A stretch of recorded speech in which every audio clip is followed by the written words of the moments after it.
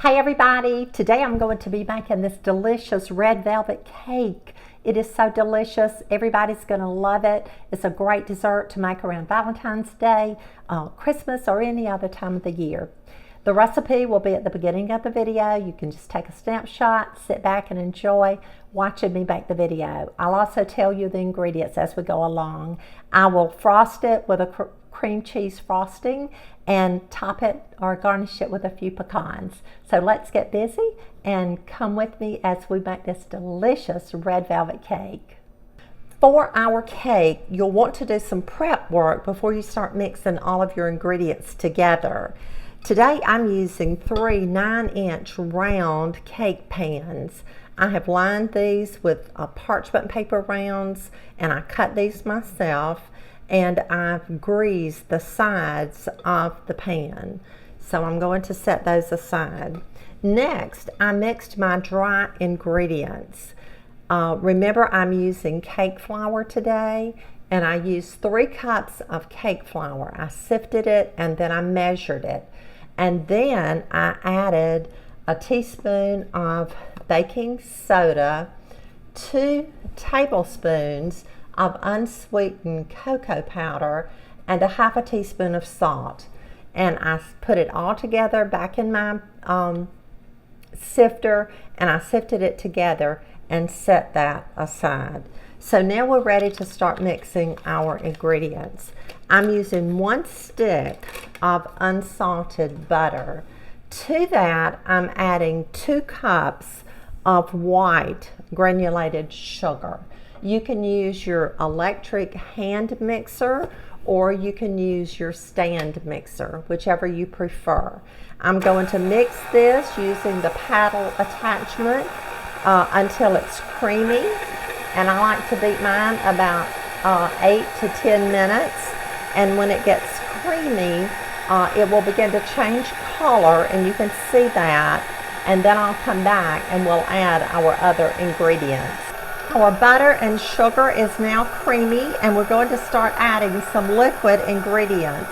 The first thing that I'm going to add is 1 cup of vegetable oil. Now you could use canola oil if you wanted to, but I'm using vegetable oil. So we're just mixing that around. And to that, I'm going to add 4 egg yolks.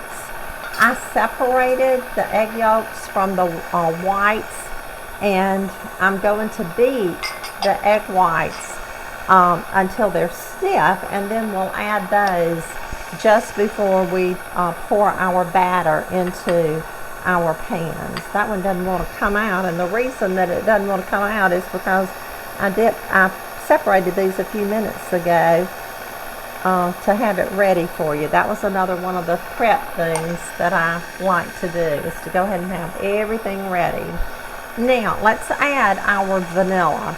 I'm using 3 teaspoons of vanilla today in my red velvet cake. 1, 2, 3. Okay. And to that, and this is really, really important that you use this ingredient, I'm using 1 teaspoon of distilled white vinegar. 1 teaspoon. We'll add that. I'm going to turn this on high and beat it for 2 minutes, and I'll be back. Now we're ready to add our dry ingredients alternately with our buttermilk. So I'm going to start with some flour, and I'm mixing this on a low speed so it doesn't jump out of the bowl. And my buttermilk I've let sit out and come to room temperature. So we'll add a little bit of buttermilk and a little bit of flour at the time. Once I get all of this mixed together, then I'll come back and we'll add the remainder of our ingredients. Now we're ready to add our red food coloring. This is food coloring that I purchased at Miss Merck's in Cairo.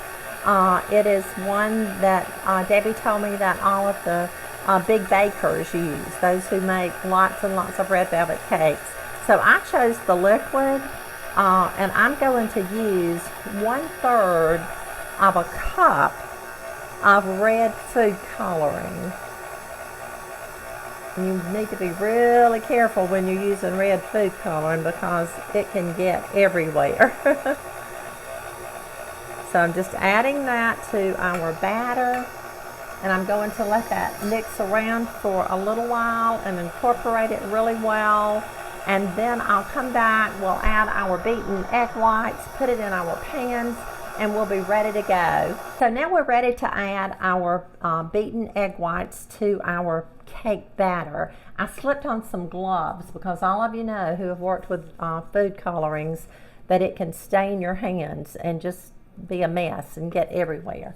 So I've added our egg whites to our cake, and I'm just folding it in. You remember the process of folding. It's down, over and under, down, over and under, down, over and under. So I'm going to finish folding this in. I'll divide the cake batter evenly into my 3 cake pans. I'm going to place it in the oven, cook it for 30 minutes. Of course, I'll be checking it. I have a glass door on my oven, and I can see. So I'll be checking it, and I'll let you know exactly how long it bakes. So I'll be back when our cakes are done. We're now ready to frost our cake, and I went ahead and mixed up our cream cheese frosting. I have 1 stick of butter, 8 ounces of cream cheese. I blended that real well together with my electric mixer, and then I added 4 cups of powdered sugar. Also, I added 1 teaspoon of vanilla. So let's do this. We're just going to put a little bit of icing on top, and yum, this is already looking delicious. Just that first dab that I have put on here. And I have a little turntable that I like to use when I'm frosting my cakes. I'm going to stack the cake layers. I have 3 beautiful cake layers that I made, and I'll ice the top of each layer, and then I'll stack the next layer. I'll ice the sides of it, frost the sides of it, and I'm also going to put some pecans, some chopped pecans on top of each layer. We like pecans on our red velvet cake.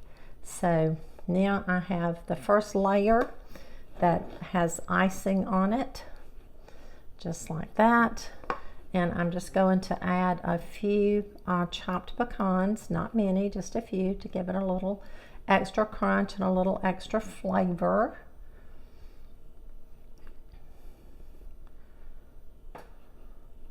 I think that probably is enough right there. And now I'm going to add our second cake layer. I like to cool mine on little racks like this, and then I'm going to place it upside down on top of the layer. I'll continue frosting. When I get finished, I'll be back.